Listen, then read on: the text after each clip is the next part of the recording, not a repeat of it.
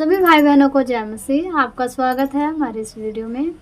तो मेरे प्रिय भाई बहनों, जैसे कि हम और आप मसीह लोग हैं, तो हमारे जीवन में परमेश्वर की बातों का होना बहुत ज़रूरी है।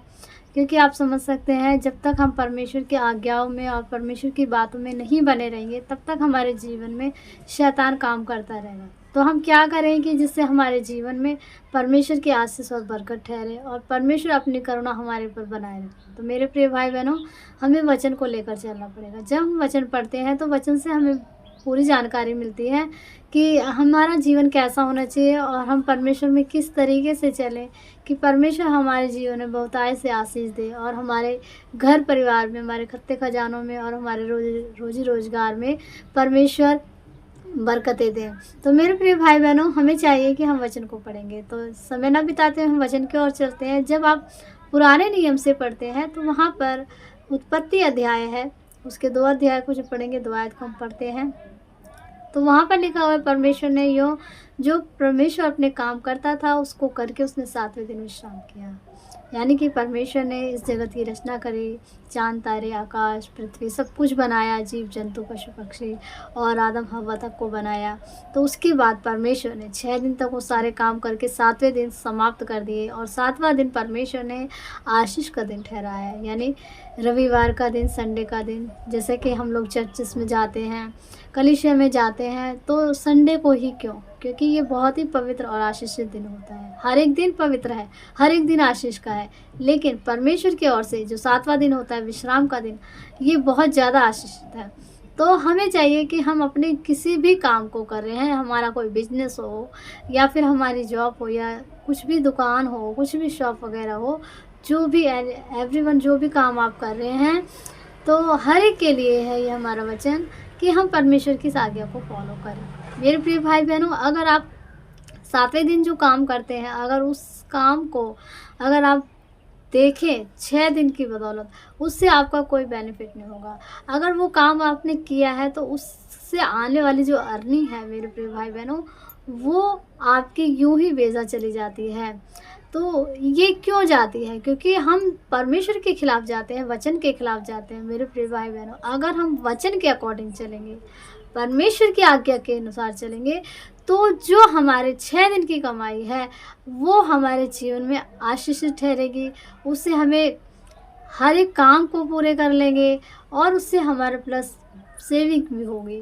क्योंकि परमेश्वर जानता है कि मेरे बच्चों को क्या चाहिए। इसलिए हम अगर परमेश्वर की आज्ञा में चलेंगे और 7वां दिन परमेश्वर के लिए निकालेंगे, अपने प्रभु यहोवा के लिए निकालेंगे, तो हमें 6 दिन की कमाई से हमें बहुत ही ज़्यादा आशीष और बरकत मिलेगी।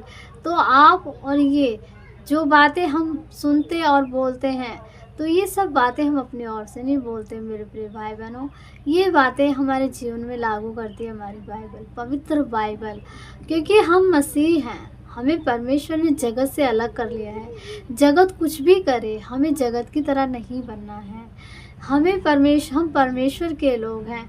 अगर हम परमेश्वर की चलाए हुए रास्ते पर चलेंगे, तो मेरे प्रिय भाई बहनों, हमारे जीवन में बहुत ही ज़्यादा आशीष और बरकत ठहरेगी। तो आपको और हमको यही चाहिए कि हम वचन के अकॉर्डिंग चलें मेरे प्रिय भाई बहनों। और वचन ही हमारे जीवन में काम आने वाला है। कितना भी आप धन दौलत कमा लें या कितनी भी इमारतें खड़ी कर लें, तो वो हमारे साथ नहीं जाएंगे। लेकिन अगर हम परमेश्वर की आज्ञा में रहकर जो कुछ भी करते हैं, वही चीज़ें हमारे जीवन में हमारे साथ जाएंगी, हमारे असली घर में जाएंगी।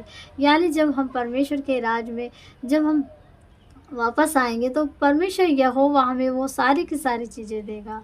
तो मेरे प्रिय भाई बहनों, हमें वचन को यूं ही मजाक में नहीं लेना, कि ये नहीं लेना कि आम पुस्तकों की भांति लिखा हुआ है, चलो पढ़ लिया हो गया। नहीं, जो आप वचन पढ़ रहे हैं वो आप अपने हृदय रूपी पटिया पे लिखिए। सोते, लेटते, जागते, उठते, बैठते आप एकदम अलर्ट रहिए कि ऐसा कोई काम ना आपसे हो कि जो परमेश्वर को अच्छा ना लगे।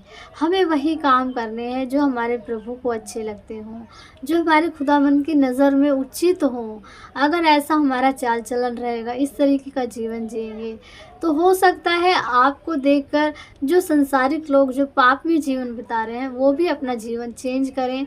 उन्हें भी लगे कि ये लोग किस रास्ते पे चल रही है, कौन से खुदा की इबादत करते हैं कि इनका जीवन ऐसा हो गया है कि ना किसी से झगड़ा करना, ना किसी को गाली देना और दूसरों के लिए प्रेयर करना। तो मेरे प्रिय भाई-बहनों, हम जब परमेश्वर के राज्य में बचाए गए हैं, तो हमें भी सोचना चाहिए कि एक अगला इंसान भी बचाया जाए, क्योंकि हम सब भाई-बहन हैं, हम सबको परमेश्वर ने बनाया है।